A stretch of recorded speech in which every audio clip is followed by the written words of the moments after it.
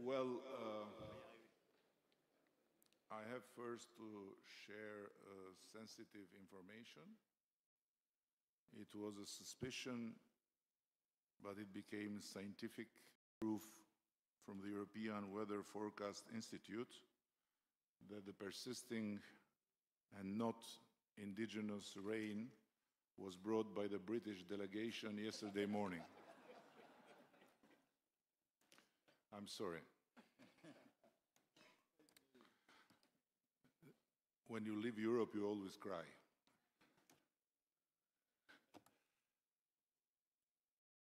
Every time I head towards an EPC summit, I'm haunted by a 16th century painting hanging in the British National Gallery. The Rape of Europa by the Grand Master of Italian Renaissance, Paolo Veronese. In it, the Princess Europa, young and radiant, stares skyward as she mounts a white bull. The bull is, of course, Zeus in disguise, the king of the gods, who will carry her away to a land from which she will never return. There is something hauntingly familiar in this myth, a resonance that feels all the more acute in the times we live in. Maybe it's because more than being a character or a fixed identity, more than the labels of West or East, liberal or conservative, nationalist or socialist, Europe is a journey. And suddenly the journey has become much harder. Highly distinguished guests and very dear friends, trust me, I struggled to find the right words to express my delight in hosting this European Political Community Summit here in Albania. It is truly an immense honor for all my country, for all the Albanian people, to welcome you all to this country and to this purposefully constructed house for the European political community in Tirana, where you are not surrounded by the nightmare of Europa in Renaissance paintings, nor by the emptiness of a temporary gathering space. You are surrounded by Albanians' children's imagination of Europe. This was an obvious choice for us because children's dreams are never held hostage by the myths of the past. They are instead about imagining the future. Very similar, by the way, to the dream of Europe's founding fathers. And you have landed at a particularly poignant moment in this country, where we have learned to view the past through the eyes of the future and no longer to look at the future through the eyes of the past. Your arrival follows an election campaign in which Europe featured more than ever before, not as a divisive issue, but as a joint claim to identity, not as a list of policies, but as a deep yearning for belonging, not as a set of homework assignments, but as a shared destiny. That is why it is so gratifying that the campaign centered on those keywords, Europe, identity, belonging, and destiny, won over 52% of the vote. For my dear friend Keir here, it was a result very similar to the Brexit referendum, but with the roles reversed, 52% for Remain, or in our case, Unite. Where it wasn't comparable, however, is the remaining 48% of the voters. They are not Eurosceptics. No, they are just ill-informed Euro-optimists who think I should have been fired for not having succeeded in uniting Albania with the EU long ago. But this is not my point. The idea of a united Europe is paradoxically both ancient and ever new. One of its earliest champions was a Frenchman in the 18th century, the Abbé de Saint-Pierre. In the ashes of the Treaty of Utrecht, after years of war, he envisioned a union of European states, a bold, idealistic vision of perpetual peace. His project even included cooperation with Russia, as well as with the Balkan and Mediterranean states, then under Ottoman rule. So I guess that for the visionary Abbé, today's Turkey would also be an indispensable partner in a union of perpetual peace. But the project failed, of course. It was killed by light interests and petty caprices, as Voltaire would put it, and swallowed by the fear that has long held Europe hostage. Even today, the myth of Europa persists, and the resemblance to the Europe gathered here today is striking. The dream of perpetual peace has been replaced by the nightmare of perpetual war. Instead of the bells of peace, we hear the drums of war. There is a palpable sense of shortness of breath as we confront the forces threatening Europe's very foundations. External aggression, internal fragmentation, the ghosts of imperial myths, shifting geopolitical alliances, the instability of global trade, and the deep, very deep difficulty of so many to believe in a new Europe for the new times. But I believe that there is no better moment than this one to remind us that while we rightfully think about a Europe of resistance, defense, and new military capabilities, we must not forget the other Europe, the Europe of enlightenment, human reason, and the quest for perpetual peace, not just among ourselves, but even with our enemies. That Europe, which at a certain point gave birth to the most improbable political project in human history, the European Union, taught us that even former mortal enemies could come together, their wounds still fresh from the battle, and create a bond for life. They turned old rivers of blood into new avenues of peace, agreeing that conflict could only be tamed through commerce, that free trade is essential to free minds, and that security comes not from increasing threats, but from expanding rights and equal opportunities. It was that Europe that taught us that in the midst of the most horrific conflicts, we must maintain some faith in the humanity of our enemies.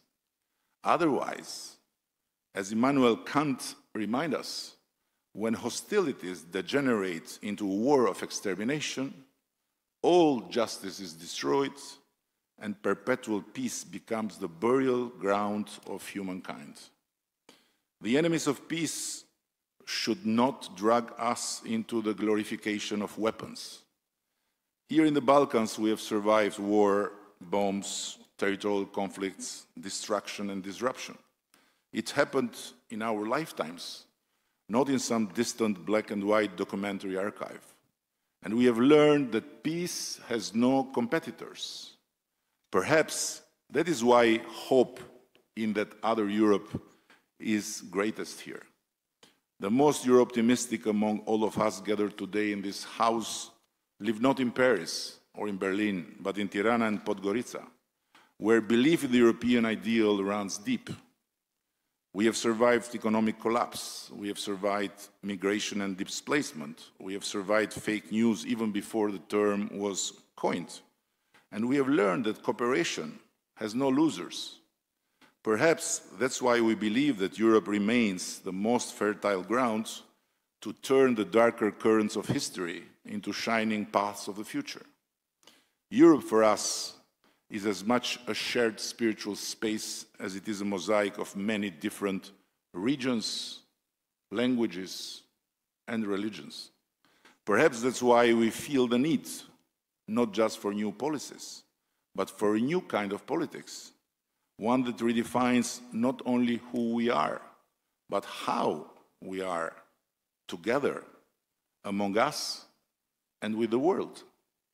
One that sees Europe not as a fortress to defend, nor as a museum to preserve, but as a shared soul to be protected, a shared destiny to be lived, and a shared future to be built.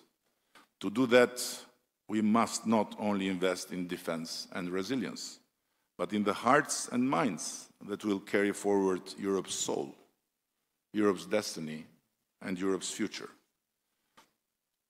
Let me ask you, my very dear friends, why not imagine an EPC of education, of science, and artificial intelligence, and transnational lines beyond weaponry, a terrain of interconnected sources of knowledge, research, and innovation, where non-EU or not yet EU territories can become new frontiers for investments, free from bureaucracy, regulations, and fiscal burdens.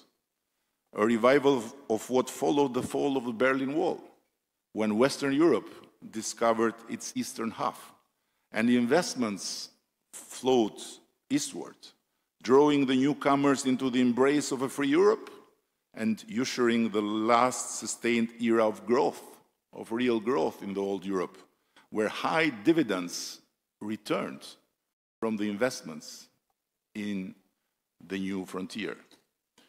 Let's give Europe's young people and start-uppers a better reason to stay than just talking about weapons and rearming. And let's give them a strong motivation to build and to dream on European soil, instead of looking and going far away to follow their dreams. Our struggle cannot be solely about resisting what others might do to us. It must also be about what we must do for ourselves, our children, and our Europe.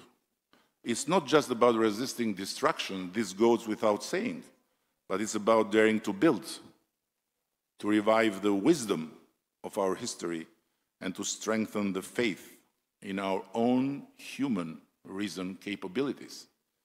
When Donald Trump says that God saved him from the bullet because the Almighty had a plan for America, he tells only half of the truth. The other half is that God had a plan for Europe too. And it could not be more obvious. Europe, once again, has a God-given opportunity to reinvent itself.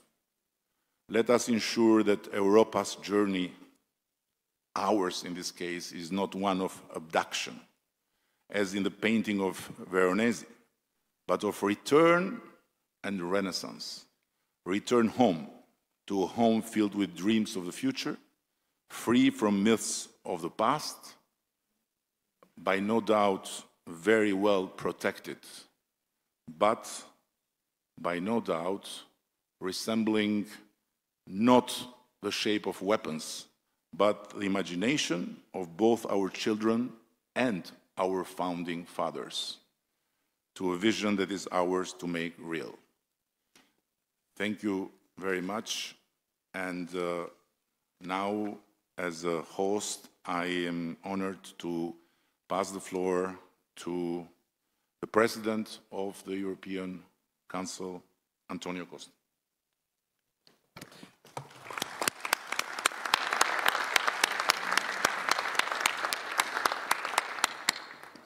Well, first of all, thank you very much, dear Eddie, for your, it's true, rainy, but very warm, creative, and inspirative welcome for this first EPC summit which take place here in the Western Balkans.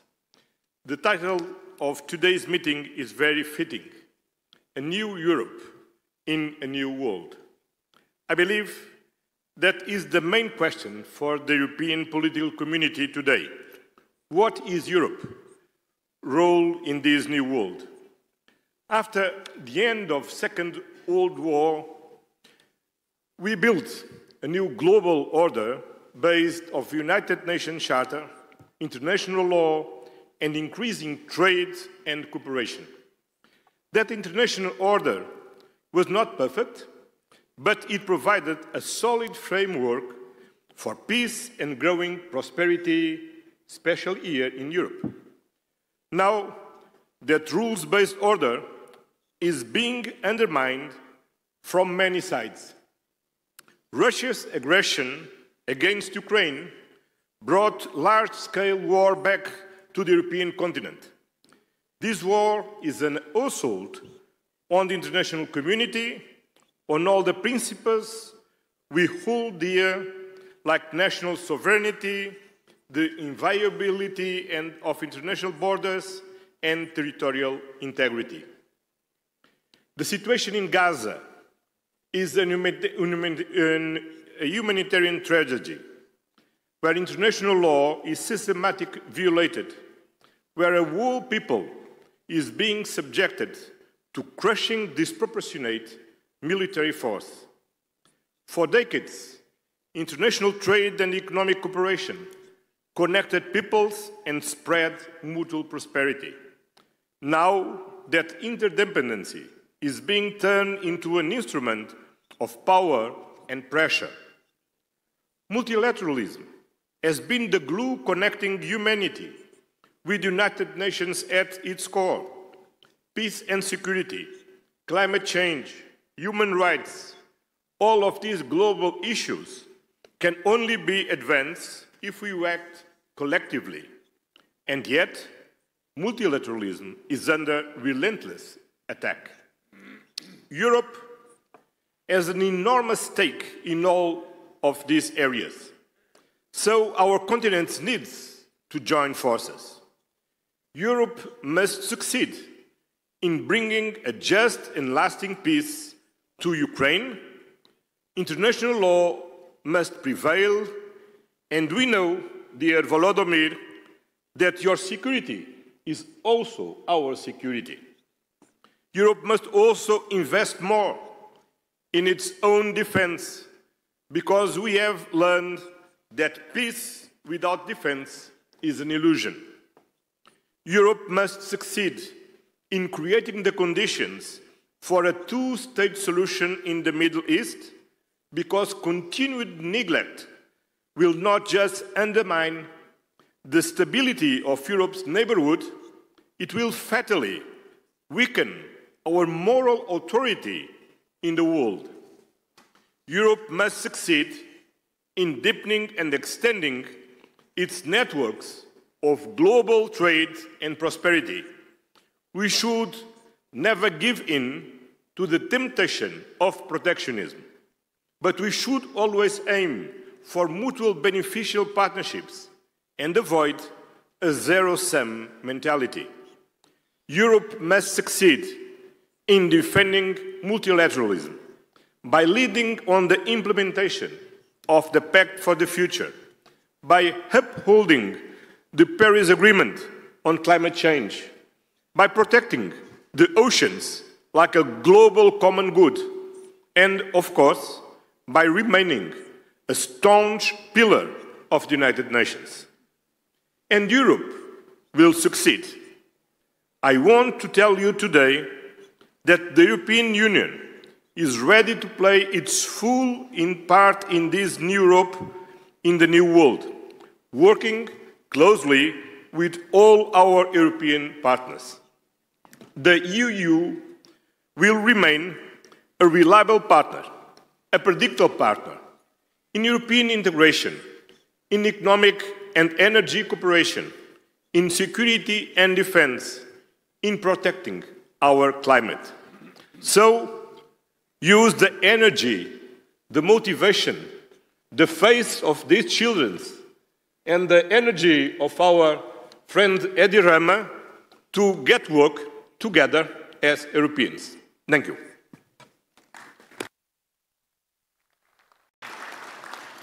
And now it's my honor to pass the floor to the President of the Republic of France, Emmanuel Macron.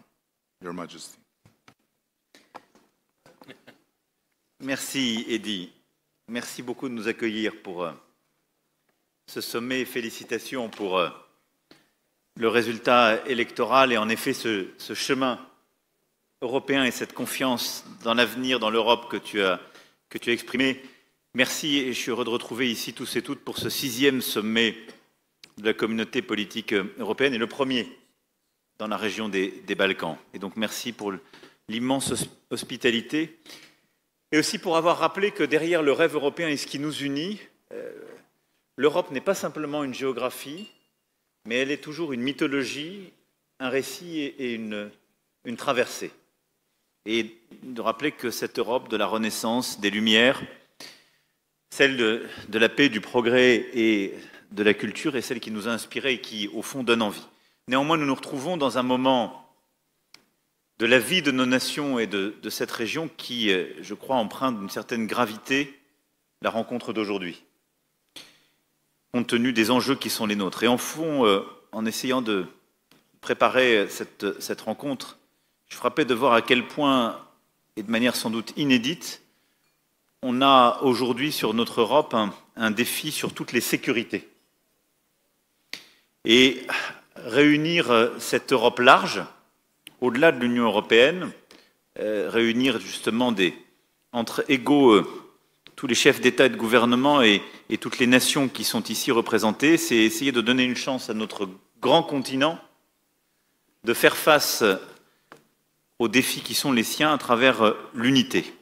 Et je pense que l'unité entre nous tous est indispensable aujourd'hui compte tenu des menaces et des risques de division qui pèsent sur le continent. Évidemment, la première sécurité est la sécurité géopolitique. Vous l'avez exprimé l'un et l'autre.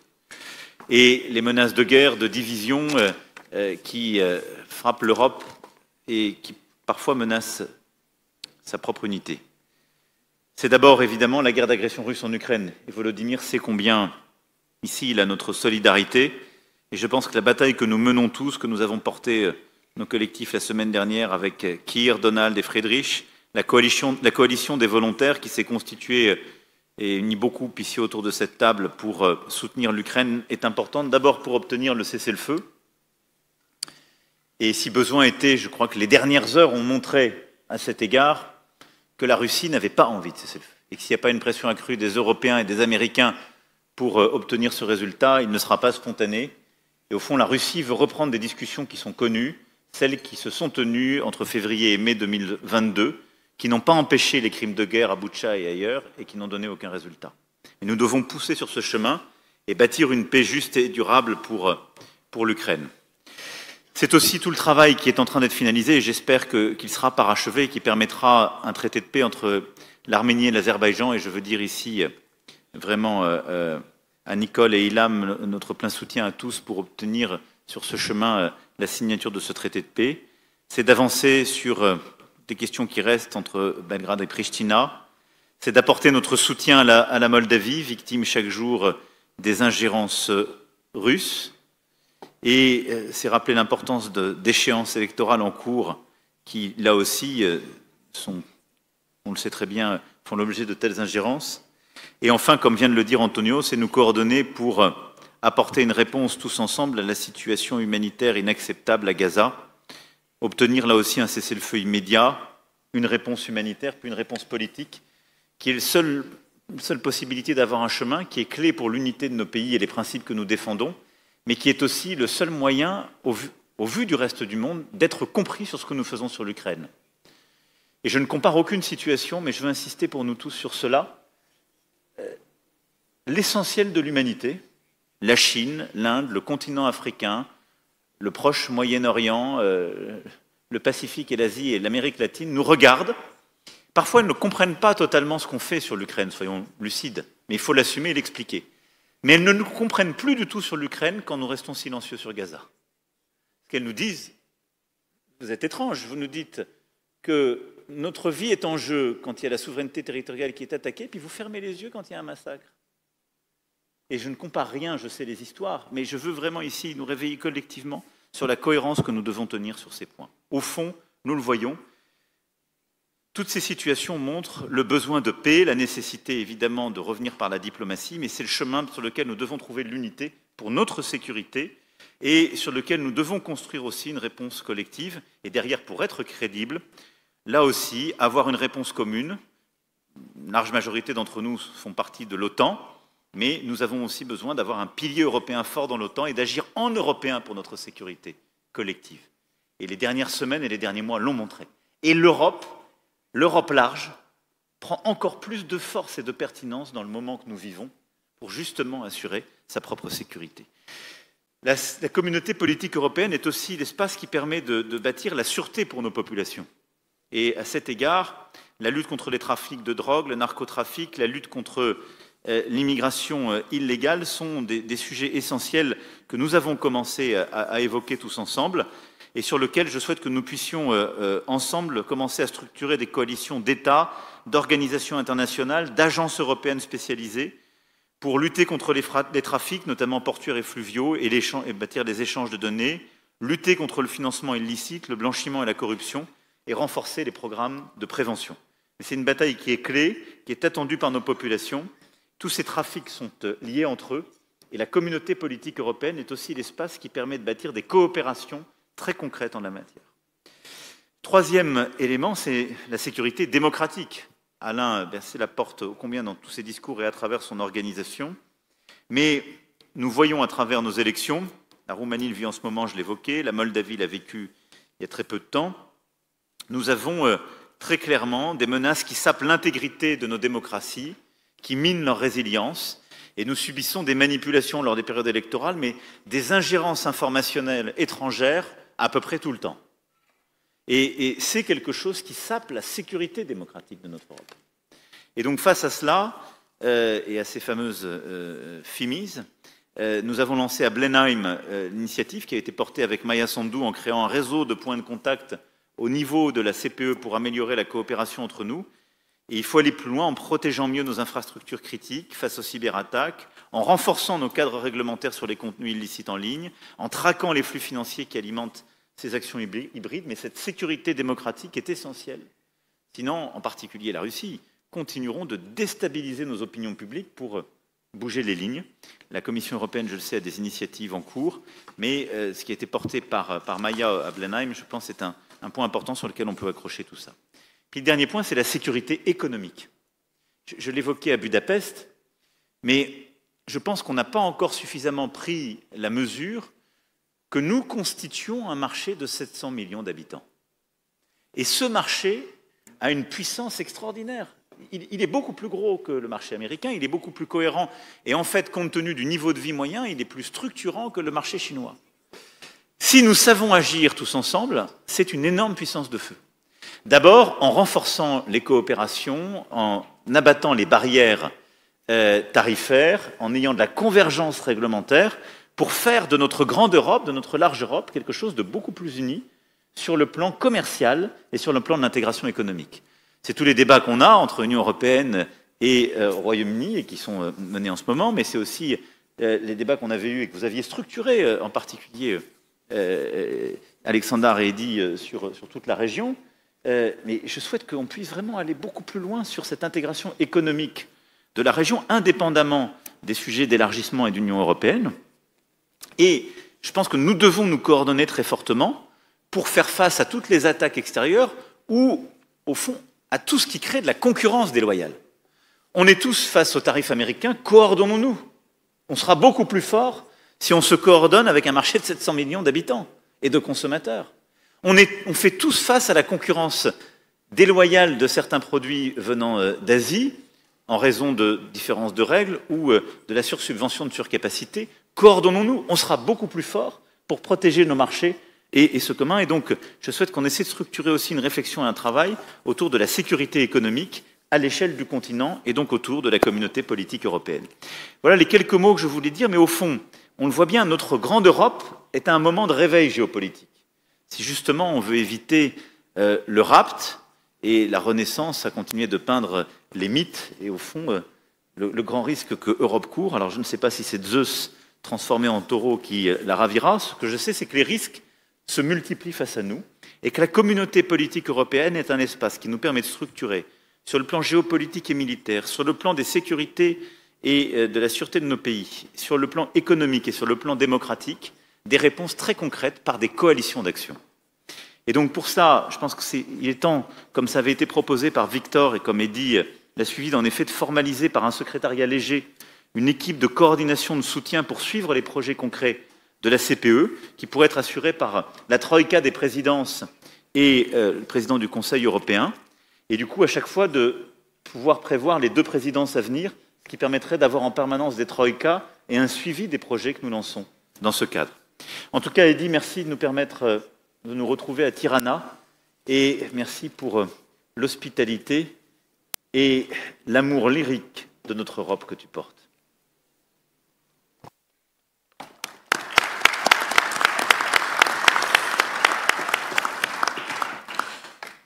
Thank you, and now it's an honor to give the floor to a special friend of all of us and my dear friend V, the President of Ukraine, Volodymyr Zelensky. Thank you so much, dear friend. Thank you so much, Eddy. Prime Minister Ramar, thank you, and thank you, Albania, for hosting us today. Not just in a beautiful country, but in a country that believes in Europe and stands for its future. Dear friends, thank you all for your support, and I appreciate that we share the same understanding. This war Russia against Ukraine must be ended as soon as possible and in a just way. Ukraine needs peace. Peace in Europe depends on whether Ukraine will get it. All of you know that this week we had a real chance to take important steps toward ending this war, if only Putin had not been afraid to come to Turkey. I was in Ankara yesterday, and thanks for participation and hosting us, President Erdogan. And I was ready for a direct meeting with Putin, whether in Ankara or in Istanbul, and not just for a meeting, but to resolve all the important issues to my mind. But he didn't agree to anything, Putin. And you can also see that the Russian delegation that came to Istanbul is of a very low level. None of them are people who actually make decisions in Russia. Still, I send our team to Istanbul, led by Ukraine's Minister of Defense, at least to see if those Russians can actually decide anything. Our number one priority is a full, unconditional and honest ceasefire. This must happen immediately to stop the killing and create a solid basis for diplomacy, first of all. And if the Russian representatives in Istanbul today cannot even agree to that, to ceasefire, to this clearly necessary first step, then it will be 100% clear that Putin continues to undermine diplomacy. If that's not the case, there must be at least some result today, starting with a ceasefire. The Ukrainian delegation has a mandate to make decisions.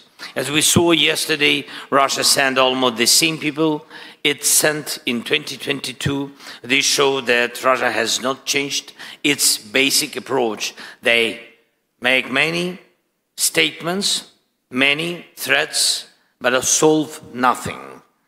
They are doing everything they can to turn this Istanbul meeting into a staged, empty process, just like the ones in 2022. It's not us or Western leaders who are disrupting the negotiation that the Russians have been claiming for years. It's Russians who send empty heads to the talks. And that's what destroys the meaning of diplomacy. So if it turns out that the Russian delegation really is just theatrical and can't deliver any results today, the world must respond there needs to be a strong reaction, including sanctions against Russia's energy sector and banks. Pressure must continue to rise until real progress is made. Ukraine is ready to take all realistic steps to end this war. I call on Putin to give his delegation real authority, and we need a full stop to the killing, long enough to give diplomacy a real chance. Secondly, we must build at least a minimum level of trust in the negotiation process. This can be done by releasing prisoners of war, returning Ukrainian children taken by Russia, and releasing civilian hostages currently held by the Russian side. Third, we need to clearly define which issues must be handled at the leadership level, not below. And we all know who makes the real decisions in Russia. Fourth, together with our leaders and together with the countries who are here with us today, we have begun to create a new security architecture for Ukraine and all of Europe. I thank everyone who is on board. Now it's time to move to very practical steps. And fifth, the United States. President Trump wants to end this war. We need to keep working closely with President and stay as coordinated as possible. Long-term US support is also essential. An American backstop is needed. It's important that we all work together on every level to make that happen. And of course, I will keep you informed throughout the day about what is happening in Istanbul and whether there is any chance the Russian delegation will take real steps to stop the killing and bring the war to an end. Thank you, Eddie, again for the invitation.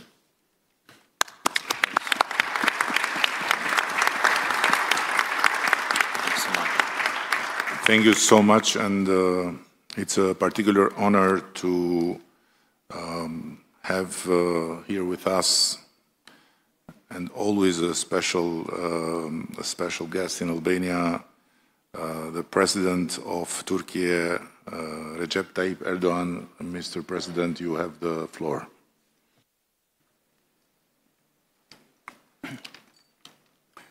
Değerli devlet ve hükümet başkanları, kıymetli katılımcılar, sizleri şahsım ve milletim adına saygıyla selamlıyorum. Avrupa Siyasi Topluluğu 6. zirvesinde sizlerle tekrar bir arada olmaktan büyük bir memnuniyet duyuyorum. Arnavutluk Başbakanı değerli dostum Sayın Edi Rama başta olmak üzere zirvenin düzenlenmesinde emeği geçenlere teşekkür ediyorum. Kıtamızı yeniden tanımlayacak yeni bir vizyonu konuşmak için bir araya geldik. Birlik içinde, işbirliği temelinde ve ortak eylem ruhuyla hareket etmemiz her zamankinden daha fazla önem taşıyor. Uluslararası alandaki güven bunalımının aşılması için adil ve kapsayıcı bir küresel yönetişim mimarisinin tesis edilmesine ihtiyaç var.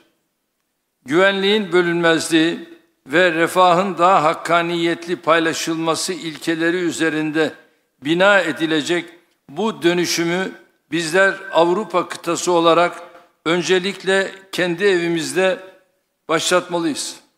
Savunma sanayi, enerji, ulaştırma koridorları ve bağlantısallık, arz ve tedarik zincirleri, dijital piyasalar ve kritik mineraller gibi muazzam işbirliği potansiyeline sahip olduğumuz birçok alan bulunuyor. Avrupa güvenliğinin geleceğini istişare ettiğimiz bu kritik dönemde Avrupa Birliği'nin kendi savunma sanayisini geliştirmesine yönelik gayretler faydalıdır. Bu çabaların NATO'nun merkezi rolünü aşındırmayacak şekilde birlik üyesi olmayan müttefikleri de kapsaması gerektiğini düşünüyoruz. REARM ve SAFE gibi girişimlerin bu anlayışla yürütülmesinin Avrupa güvenliğinin hayrına olacağına inanıyoruz. Geçmişte Avrupa'da yaşanan birçok savaş ve ihtilaf bize göstermiştir ki savunma ve güvenlik gibi son derece hayati olan konularda bölündükçe zayıflıyoruz, birleştikçe güçleniyoruz. Kıymetli dostlar, ortak geleceğimizi düşünürken hiç şüphesiz ekonomik güvenliğimizi teminat altına alacak adımları da istişare etmemiz gerekiyor. Türkiye 1,3 trilyon dolar ekonomik büyüklüğü, 85 milyonu aşan genç ve dinamik nüfusu, rekabetçi sanayisi ve büyük tüketim pazarlarına doğrudan erişimiyle kritik önemdedir. Avrupa Birliği ile gümrük birliğimizin güncellenmesinin tedarik zincirlerinin güvenliğine katkı sunacağı kanaatindeyiz. Ayrıca bu adımın otomotiv, ilaç, savunma sanayi gibi kritik sektörlerde ortak üretim ve yatırım imkanlarının önünü açacağına inanıyoruz. İnsanlarımızın ve dolayısıyla mal, hizmet ve sermayenin hareketliliğini kısıtlayan Schengen gibi vize uygulamalarının da gözden geçirilmesi şart. Son yıllardaki yatırımlarımızla ve doğalgaz alanındaki anlaşmalarla ülkemizi bölge coğrafyası için önemli bir enerji merkezi haline getirme hedefimize adım adım yaklaşıyoruz. Bölgenin en gelişmiş enerji altyapısına sahip ülkesi olarak enerji dönüşüm sürecinde Türkiye Avrupa'da önemli bir aktördür. Yenilenebilir enerji alanındaki adımlarımız sadece ülkemiz için değil, tüm bölge için fırsatlar sunuyor.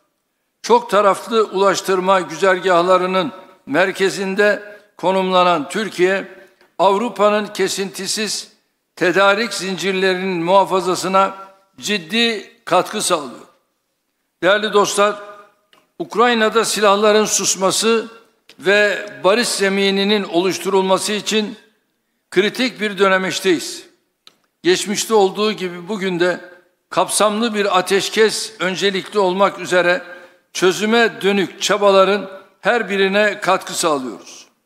Sürecin hassasiyetine binaen bir dayatmada bulunmaksızın tarafların teşvik edilmesi, adil ve kalıcı barışa ulaşılması bakımından çok önemlidir. Sayın Trump, Putin ve Zelenski ile ayrı ayrı görüşmelerimiz oldu. Sayın Macron ve Meloni beni aradılar. Zelenski dün Ankara'daydı. Kendisiyle görüşmemiz sonrasında teknik görüşmelere başlama kararı aldı. Mart 2022'den bu yana ilk kez akan kanı durdurma noktasında önemli bir fırsat penceresi aralandı. Nitekim şu anda İstanbul'da Dışişleri Bakanımın riyasetinde görüşmeler Rusya, Ukrayna, Türkiye arasında devam ediyor. Bunun heba edilmemesi gerektiğine inanıyorum. Gelinen aşamada barışın süratle tesisi için Ukrayna ve Rusya arasında diyalog kanallarının açık tutulması için buradaki tüm ortaklarımızın desteğine güveniyoruz. Her zaman ifade ettiğim gibi adil bir barışın kaybedeni olmayacaktır. Türkiye bu süreçte üzerine düşenleri yapmaya devam edecektir. Sayın devlet ve hükümet başkanları, Gazze'de 20 aydır eşi görülmemiş bir insani felaket yaşanıyor. Her gün çoğu çocuk ve kadın, onlarca masum katlediliyor. Buna dur demek, artık yeter demek mecburiyetindeyiz. Netanyahu'nun uzlaşmaz, saldırgan ve kibirli tutumu Gazze ile birlikte tüm bölgemizi, burada yaşayan farklı inançlardan insanları da tehlikeye atıyor. Gazze'de ateşkesin tesisi için de Avrupa'nın gereken iştiyak ve ilgiyi göstermesini bekliyoruz. Gazze'de 2 milyondan fazla insanın açlığa mahkum edilmesi karşısında uluslararası camianın eylemsiz kalması ne vicdani kıstaslarla ne insanlık onuruyla bağdaşmaktadır. Kalıcı ateşkesin yanı sıra insani yardım sevkiyatının teminat altına alınması ve Gazze'nin yeniden yaşanabilir hale getirilmesi için de tüm imkanlarımızı seferber etmeliyiz. Esas hedefimiz ise sürdürülebilir tek çözümü teşkil edecek olan iki devletli çözümü hayata geçirmek olmalıdır. Suriye'de yaklaşık 14 yıldır süren çatışmaların sona ermesiyle yeni ve umut dolu bir sayfa açılmıştır. Amerikan Başkanı Sayın Trump'ın Suriye'ye yönelik yaptırımları kaldıracağını duyurması, Suriye'nin bir an önce refaha kavuşması için atılmış çok kıymetli bir adımdır. Bu kararıyla Sayın Trump, bölgesel istikrara ve kalkınmaya verdiği önemi bir kez daha göstermiştir. Söz konusu kararın diğer ülkelere de örnek olmasını diliyoruz. Avrupa Birliği tarafından sabık rejime yönelik getirilen yaptırımların aynı şekilde ivedilikle kaldırılmasını, yeniden imar faaliyetleri için mali destek sağlanmasını bekliyoruz. Elbette bu destek ülke dışındaki Suriyelilerin gönüllü, onurlu ve güvenli geri dönüşlerini de hızlandırıcı bir etki yapacaktır. Kıymetli devlet ve hükümet başkanları, belirsizliklerin arttığı mevcut ortam bizleri ortak çözümler etrafında kenetlenmeye mecbur kılıyor. Dayanışmayı, kaynaklarımızı iyi kullanmayı ve samimi işbirliğini sağladığımızda kıta olarak üstesinden gelemeyeceğimiz tehdit ve sınama kalmayacağına canı gönülden inanıyorum. Bu düşüncelerle toplantımızın güvenli, müreffeh ve istikrarlı bir Avrupa için hayırlar getirmesini temenni ediyor. Hepinize saygılarımı sunuyorum.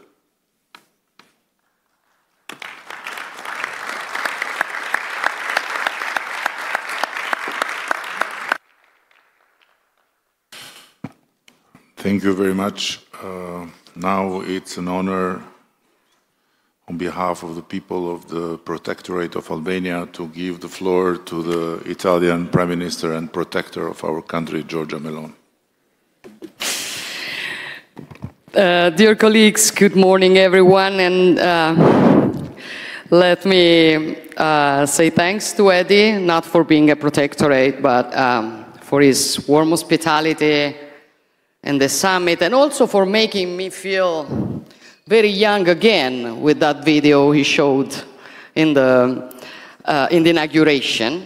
And I want also to congratulate Eddie for his absolutely unexpected re-election as the leader here of the Albanian government.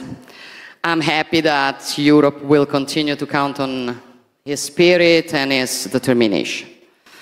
Albania is hosting the European political community for the first time. I value it as particularly significant, not only for this nation, but for all of us. I have always considered the European identity as fact, established by history even before geography.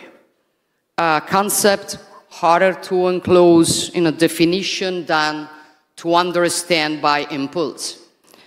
Albania is, of course, Europe, just like Italy or Serbia or Norway, regardless of whether they are part of this or that organization. That is why it always makes me smile when someone attempts to claim the right to decide who's European and who's not. Among the states that are around this table today, several have decided not to join the EU, others aspire to be part of it. Both are no less European than the 27 EU member states. Yet the EU is today the Sanders Command, home to achieve what I like to call the European reunification, attained amongst people who may differ from one another, and yet they are a part of one whole, like the different fingers of a hand. Peoples who have fought each other over the centuries, yet are in reality one single people. Also, for this reason, being here today means taking a step forward in the historic process of reunifying Europe, because if we really want to build a new Europe in a new world, we cannot imagine doing so without the Western Balkans, without their peoples, without their identities and historical backgrounds. Western Balkans do not lie on Europe's finger or beyond our continent. They are in the very heart of our continent. They are the bridge region between the East and the West, between what St. John Paul II liked to call the two lungs of Europe. For this reason, Italy is committed in Brussels to asserting a strategic approach to the Western Balkans to take into due account, despite the complex challenges posed by the region, the need to provide these countries with a clear EU integration perspective. Of course, enlargement involves new challenges, but I'm convinced that the European integration of Western Balkans, as well as towards the East, is also a strategic investment on Europe's own security, even more so in light of what is happening on our borders. We live in an extremely interconnected world. Our destinies, interdependence is fact. What happens on Europe's eastern borders is connected with what happens on its Mediterranean borders and vice versa. The wound that Russia's wars of aggression against Ukraine has inflicted on the rules-based international system still produces the stabilizing effects well beyond the war borders. And like a domino, this contributes to reigniting or detonating other crisis hotbeds. We have witnessed this in the Middle East, and not only there. That is why we will continue to stand by Ukraine and to strive for this war to immediately come to an end, because our security and freedom depend on restoring the force of law over the law of the strongest. And speaking of Europe and freedom, I believe it is nothing more European than a people willing to risk everything to defend its own freedom and independence. Every day, the heroism and tenacity of the Ukrainian people reminds us what Europe is and what the deepest aspect of our common identity is: freedom. We defend our freedom and we want peace. Volodymyr and the Ukrainian people want peace, and we newly witnessed it yesterday. The world saw who was really willing to sit at a negotiation table and who was not. And this shows also with respect to certain propaganda who looks for peace and who doesn't.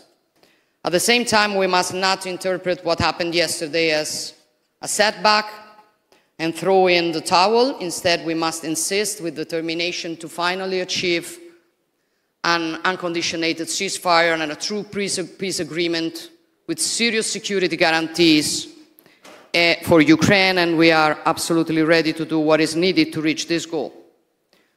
However, colleagues, I do agree with many things that Eddie said in his speech, but building a new Europe in a new world, as advocated by this session, means, in my opinion, before talking about what we have to do, starting from our very foundations and reflecting mainly on who we are. None of us is interested in strengthening any form of union amongst European states, if not for protecting what we are and what we want to continue to be in the coming decades and centuries in such a fast-changing world. Because if Europe sometimes proves unable to face the great challenges, it is no one else's fault. It is our responsibility. And it is up to us to choose whether to go along a decline or instead fight it. And if we decide to fight it, first of all, we need to regain awareness, which is mainly awareness of who we are, what the European civilization is, of the great achievements it has accomplished across the history of humankind. A synthesis of values resulting from the encounter between Greek philosophy, Roman law, Christian humanism, a synthesis of values that allowed European civilization to conceive a world in which the person is central, life is sacred, and human beings are free and equal. A civilization that respects the identities of the others without denying its own, and that builds peace where instead others see destruction. We are this. We are this before everything. And I think we have, first of all, to remember it every day if we want to build a Europe up to the role received from history. Thank you.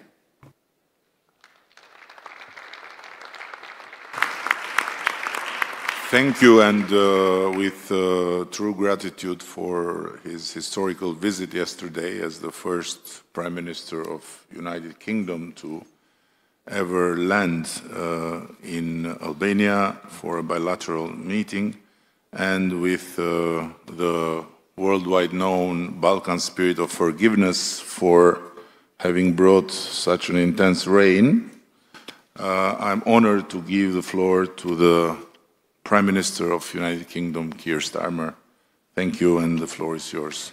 Thank you, Eddie, and it's really good to see everyone around the table here today. And thank you, Eddie, for bringing us together. I would remind you it was sunny when I got off the plane yesterday morning. We brought the sun from London, and this rumour that the weather is down to the British is completely wrong. But look, you've brought us together, Eddie. It is a really important day, a really important meeting, because this is a crucial moment for our continent. And that's been reflected, I think, in the remarks of everybody so far. And I was struck by your opening words, Eddie, because we are entering a new era.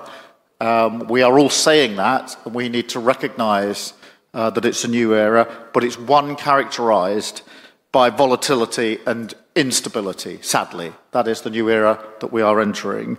As we do so, the opportunity for all European leaders to come together, each of us facing challenges for our security and our economies.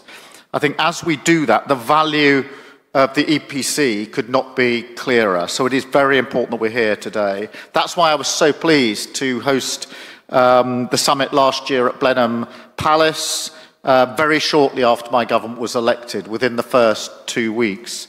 I was very pleased because it was very important for me to signal our intent from the very beginning to work more closely with our European partners and strengthen the UK's relationship with the EU, not based on rehashing arguments about the past, but looking forward to the future. And since then, as you'll have seen, we've dramatically stepped up our engagement with European allies, recognising that partnership is vital to our delivery of security and renewal, and particularly to working people in the UK who want that security and that renewal and deserve it. And we will be strengthening our alliances across Europe, which is why I was really pleased, Eddie, to be the first British Prime Minister to come for a bilateral visit here to Albania and work with you as our partners. And that's why I'm very pleased to be hosting Ursula and Antonio in London on Monday for the first UK-EU summit, a very important moment in this new era. And a moment that is about recognising that many of the challenges we face, whether that's migration, growth, security, they are shared challenges, and only shared solutions will solve them. And obviously, our most urgent challenge here today is securing a just and lasting peace for Ukraine, a just and lasting peace. Those words, just and lasting, being so important. And that is why it's vital that we all step up to do more for our own defence. And last week I announced a major package of sanctions on the Russian shadow fleet, ramping up the pressure on Putin and protecting our critical infrastructure.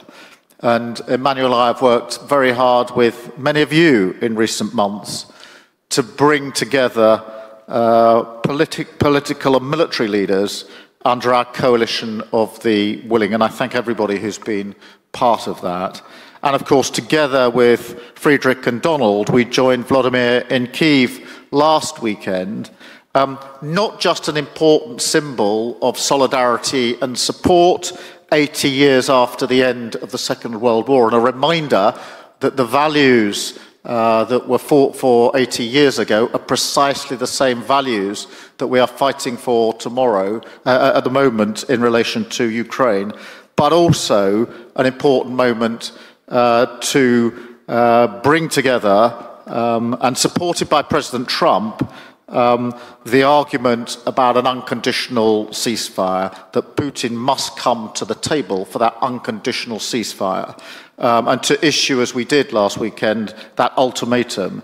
Now, having issued that ultimatum, we must be prepared to follow through, because if Russia won't come to the negotiating table, Putin must pay the price. And I think yesterday, as already been mentioned, was further evidence that Putin is not serious about peace. Russia is dragging its feet and playing games, whilst Ukraine has shown itself to be the party of peace. And Vladimir, your leadership throughout this conflict, your leadership in fighting the Russian aggression and the resilience and courage of the Ukrainian people is, I think, something for us all to hold up, but also your leadership in the fight for peace, because it was you that put on the table some weeks ago now the unconditional ceasefire. So Ukraine is clearly the party of peace, and we all need to line up as allies to ensure that we get the ceasefire that is desperately needed and deliver sanctions if that is necessary. And the United Kingdom is fully committed to playing our full part, which is why we've boosted our defence spending to 2.5% of GDP in 2027, with the clear ambition to reach 3% in the next Parliament. And I know others here are stepping up, obviously, as well, so that together we deliver a generational shift in European defence and tackle the challenges that undermine our stability and security. And those challenges include migration, a challenge that preys on the most vulnerable and places a huge strain on our immigration system, as well as our public services. And that's why I put illegal migration on the agenda at Blenheim, why I chaired a discussion on the topic in Budapest. I'm really pleased, Eddie, that you include it again on the agenda for today. Because the truth is, this is a challenge that crosses our borders, a challenge we have to confront together. All of our citizens want an immigration system that is fair and that works for the national interest. And now is the time to work together to secure our shared borders. And this approach is already paying off. Yesterday, I visited Durrës port and saw firsthand how the UK is working with Albanian law enforcement to disrupt cross-border crime. And in March, I hosted the first major international summit to tackle organised immigration crime, highlighting work with European partners that is already driving results. But now is the time to do more across the board on immigration, national security, and we all know it's absolutely critical to our economic security as well. So in a new era for trade and the economy, we will increase our resilience, strengthen our alliances, and reduce barriers to trade with our allies around the world and across Europe. In this time of great uncertainty and volatility, the UK will not respond by turning inwards, but by taking its place on the world stage, strengthening our alliances, supporting freedom and peace in Europe, And I thank you, Eddie, again for convening us today in pursuit of those common themes and issues.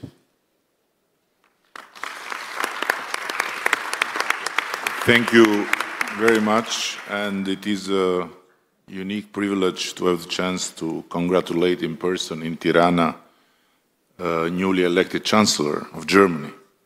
And it is, I believe, a lifetime chance to be the Prime Minister of Albania and have in your hands the possibility to give or not give the floor to the German Chancellor.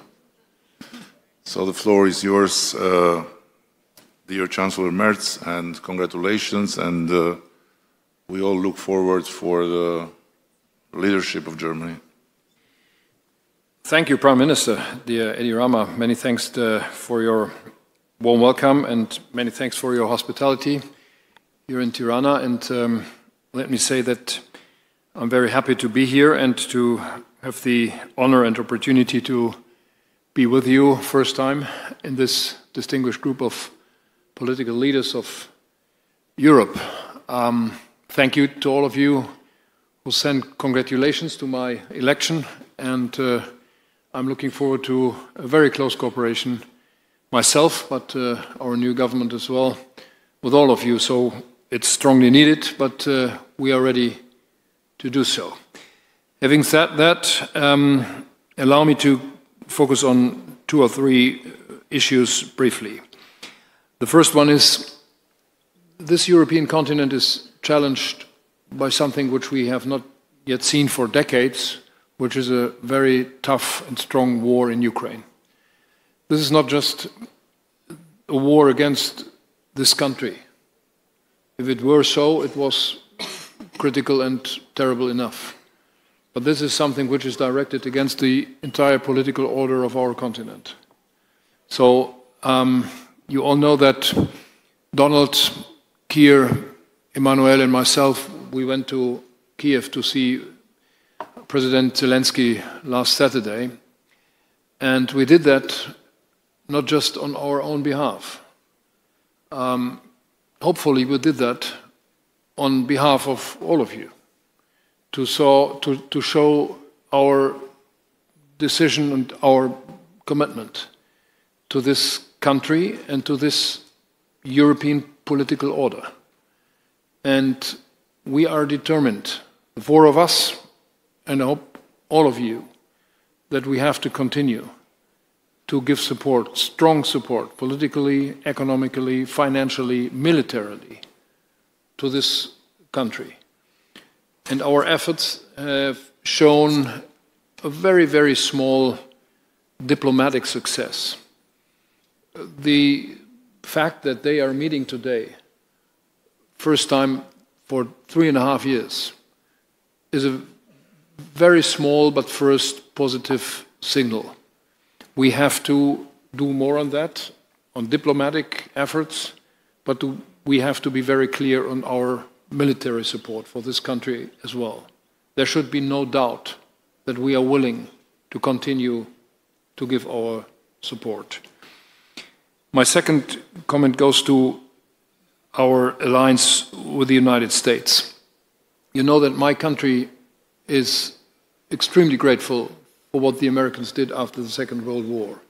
And we honored that several times in the last decade, especially last week when we celebrated, or when we thought about the 80 years of freedom and peace in Europe. I think that we have to undertake all efforts what we can to keep the Americans on our side. We cannot substitute or replace what the Americans still do for us in Europe, on our continent, and for our peace and freedom. We are faced with migration, and Keir Starmer mentioned that already. So let me give just one brief remark on us. We are faced with migration threats for a decade now. We are trying to resolve that. We will do anything what we can do jointly with the European Union, but we have to do something on our own. All what we are doing is in line with European law, and we are trying to coordinate our efforts with all our neighbors. And we are not willing to do anything what is giving new threats to you. But let's do it strictly, jointly, and efficiently. Third remark goes to our military procurement. We are all willing to spend more on military and on defense. That's true and necessary. But I have one demand. Don't let us talk about money only. We have to talk about efficiency, about the numbers of systems, and about economies of scale. We are not receiving enough material for our money. We are spending a lot of money, and we have to do more. But just spending more money on systems which are too numerous, on procurement which is too complicated, is not enough. So my country and my government is really ready to step forward in terms of more efficiency, better procurement, better cooperation on the European continent. And this is not against somebody outside the European Union. This is just in favor for us. And my last point is, if we are talking about competitiveness of our industries, this is for itself important enough. But we all know that our political systems, that our democracies are at risk. And so if we are showing ourselves able to resolve the problems, the war, the strong migration problems, the competitiveness of our industry, we will prove that our political systems, that our governments, that our democracy is strong enough to do that. And that is, in my view, something which we have all to keep in mind when we are dealing with these issues on the European level. Last but not least, a promise. I know that there were some critics about the German engagement or the German commitment to Europe, to the European institutions and to the European Union. I asked my government to be as much as possible present on the European level, in the Council of Ministers, on other European institutions like this one and others, to show that Germany is clearly committed to what is necessary now in Europe, and that we are willing to find a new approach on our European commitment. That's not because we love Europe so much, that is because we all know that we can only be successful jointly. So many thanks for your warm welcome in this group. I'm looking forward to cooperate with you. I'm feeling very much at home in this group of people. Thank you so much.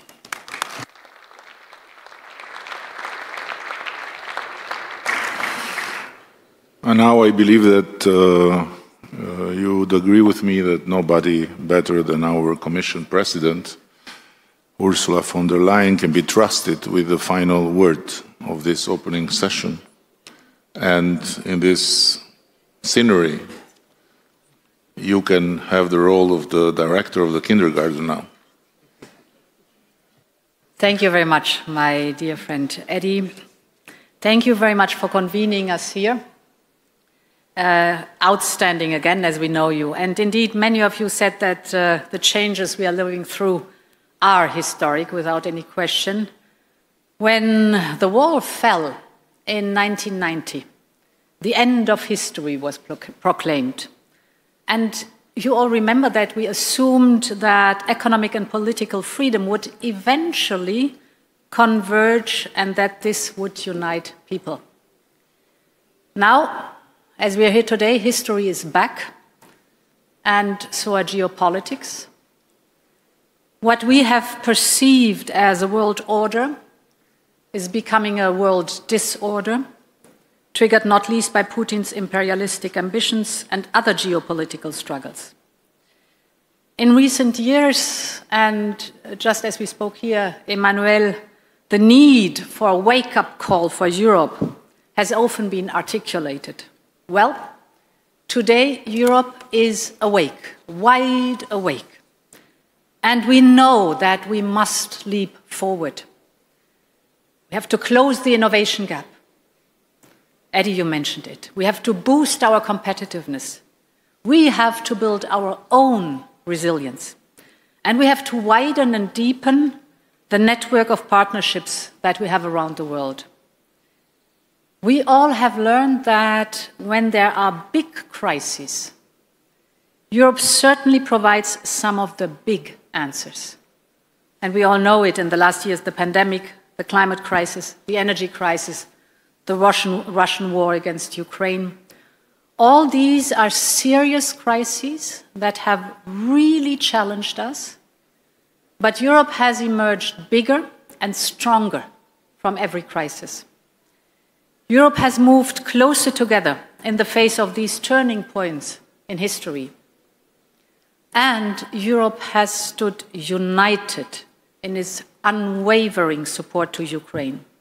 Because we should not forget, this is also why the European political community has been founded and created, to rally around Ukraine in the face of Russia's aggression and to preserve peace on the continent, while Russia has left Europe.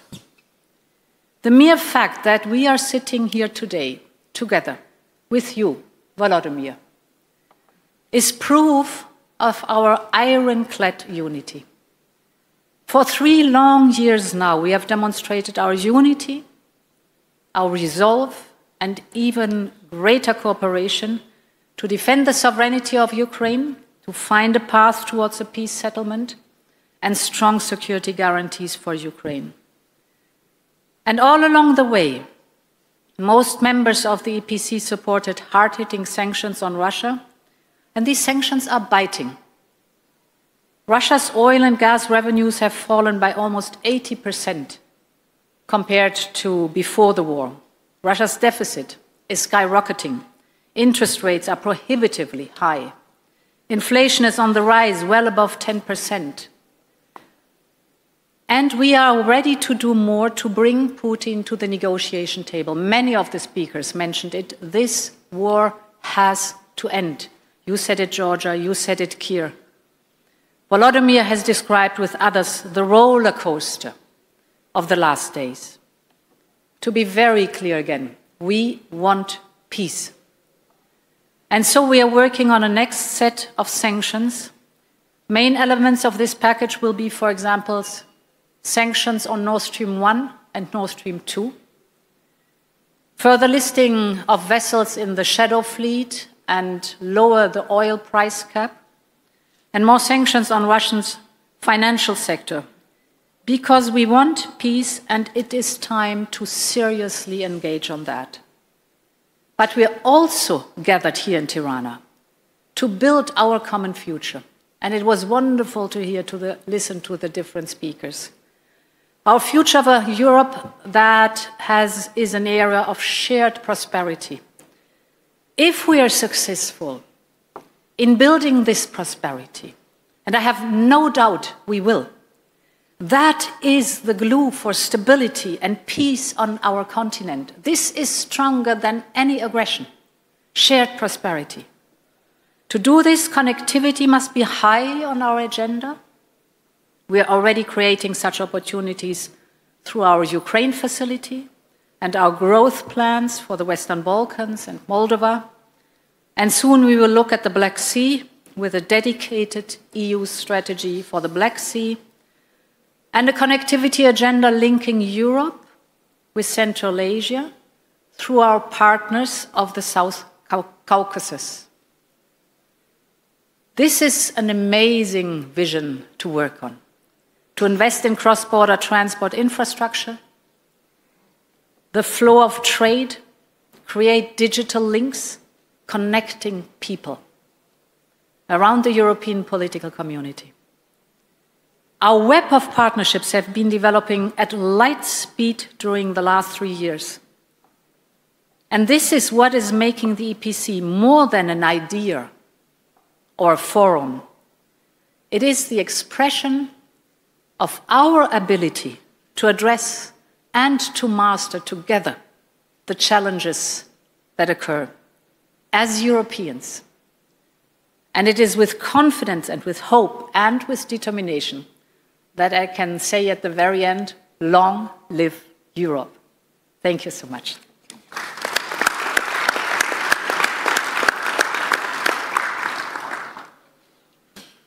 Thank you, and I want to share with you that in our first common law, written in Middle Age, there is a very fundamental chapter about hospitality. And it starts with a quote that goes, "The house of the Albanian belonged to God and the guest." And that quote is really very profound, and it's the origin of the fact that we ended the Second World War as the only country that had more Jews after than before, because they were guests in this country, and they were protected with Albanian lives. But among many commandments, feeding well the guest is absolutely crucial.